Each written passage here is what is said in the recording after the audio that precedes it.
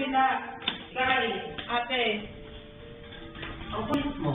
Pupunta ako sa kabila. Saglit lang ako. Hindi ka ba nag-iisip? Ha?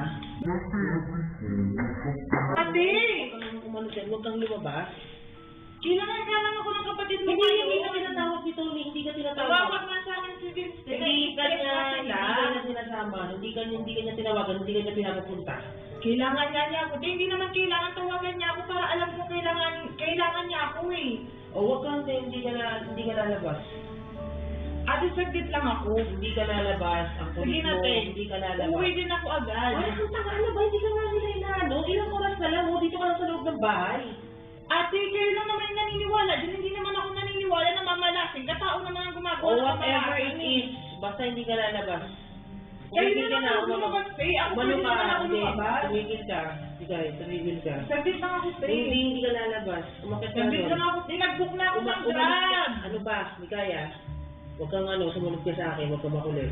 Nag-book na ako ng grab. Ano ba, Mikay? Sige na, te, saglit nga lang. Kailangan nga ako ni Tony. Kaya buntis yung kapatid mo na I understand yung mga tao doon sa bahay na yun. Okay? Oo nga, te, yung mga tao Huwag ka nang na yan, mai-stress sa kanya. Dito lang ako. Dali na, te. Ang kulit naman ni ate. Aray, ano ba? Dali na, te. Mikay! Ate, ang kulit ni ate. Ano Mali. ba?